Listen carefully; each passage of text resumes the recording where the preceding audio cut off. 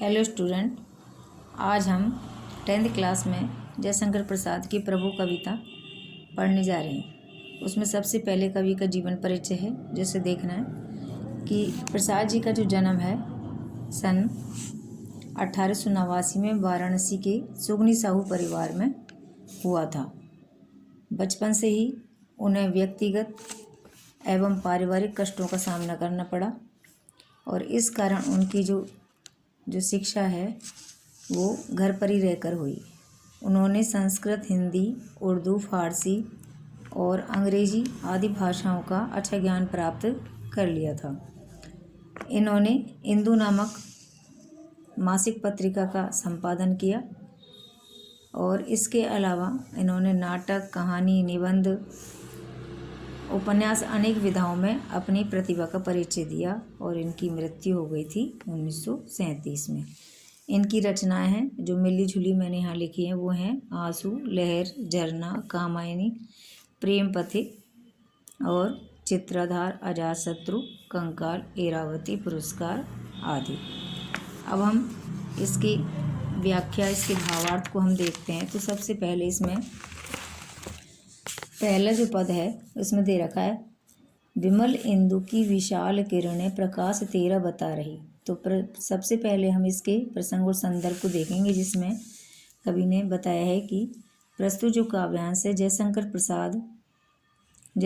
प्रसाद की कविता प्रभु कानन कुसुम काव्य संग्रह से ली गई है, जिसमें कवि ने ईश्वर की सर्वव्यापकता बताई है, उसके सौंदर्य के बारे में बताया है और उसकी शक्ति के विस्तार के बारे में बताया है।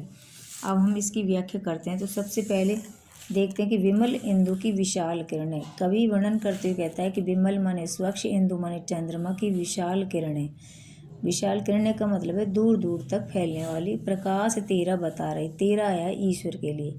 तो कवि कहता है कि हे ईश्वर, ईश्वर की कवि कहता है कि चंद्रमा की जो किरणें हैं वह दूर दूर तक इस धरती पर फैल करके तुम्हारे प्रकाश का परिचय दे रही हैं। अनादि तेरी अनंत माया, तेरी माया अनादि है और अनंत है। अनादि का मतलब जिसके प्रारंभ का पता नहीं है और अनंत का मतलब जिसका कोई अंत नहीं है। हे ईश्वर, तेरी माया अनादि है और अनंत है। जगत माने संसार को लीला दिखा रही है और सारे संसार को अपनी लीला दिखा रही है।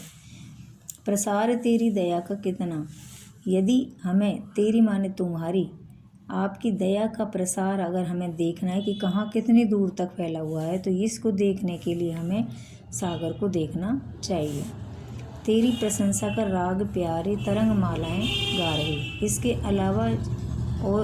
अलावा तुम्हारी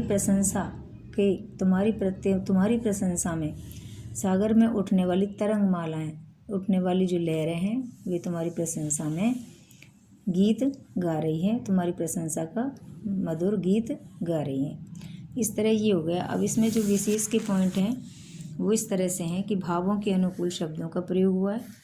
इसमें संस्कृत निष्ठ शब्दों का प्रयोग हुआ है। संस्कृत निष्ठ शब्द का मतलब अपन तत्सम शब्द भी कह सकते हैं, कि तत्सम शब्दों का प्रयोग हुआ है और अनुप्रास अलंकार की प्रधानता है और ईश्वर की सर्वव्यापकता, उसके सौंदर्य के बारे में बताया है।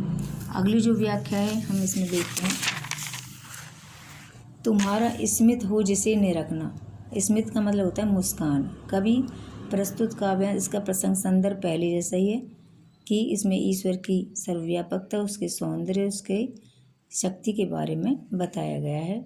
और जो है पाठ है, जो प्रभु कविता है, जो कानन कुसुम संग्रह से ली गई है, जिसके जो कवि हैं वो प्रसाद जी हैं। अब इसकी व्याख्या भी है कि तुम्हारा स्मित हो जिसे निरखना। निरखना माने देखना। तुम्हारा ईश्वर के लिए है। हे प्रभु, तुम्हारी मुस्कान को अगर निरखना माने देखना हो तो वो चंद्रमा की चांदनी को देख सकता है। तुम्हारे हंसने की धुन में नदियाँ तुम्हारे हंसने की धुन में निनाद करती जा रही। निनाद का मतलब कल की ध्वनि करती जा रही। अगर तुम्हारी हंसने की धुन को देखना है या हंसी को देखना है तो नदियों की कल ध्वनि को देखा जा सकता है। इसके अलावा विशाल मंदिर की यामिनी होती है रात्रि।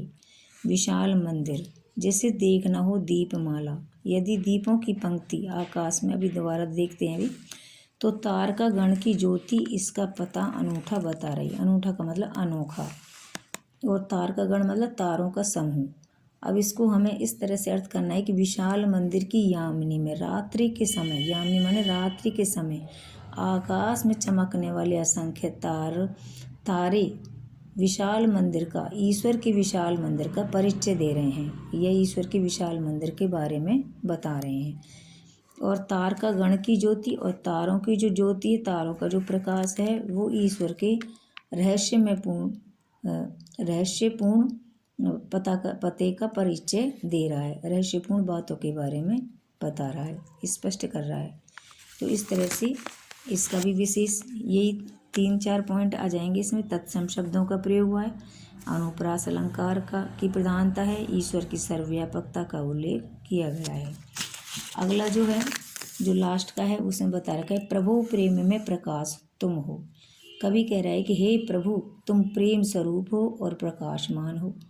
प्रकृति पद्मनी के अंशुमाली, और पद्मनी माने कमलनी, अंशुमाली का मतलब होता है सूर्य। अंशु माने सूर्य, अंशुमाली, अंशु का मतलब होता है किरण, और माली माने मालिक, तो किरणों का मालिक हो गए सूर्य। प्रकृति रूपी पद्मनी को खिलाने वाले सूर्य हो।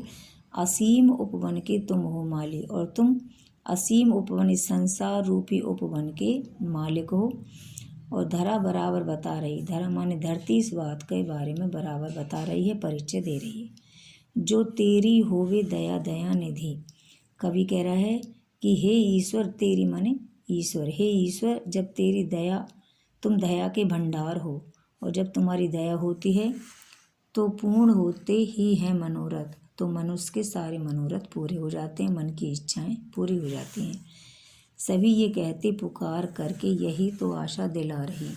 सभी संसार के सभी लोग यही पुकार पुकार कर कहते हैं, और यही उम्मीद उन्हें आशा दिलाती रहती है, आगे बढ़ने के लिए प्रेरित करती रहती है कि जब ईश्वर की कृपा होगी तो सारे मनोरथ पूरे हो जाएंगे। थैंक यू, धन्यवाद।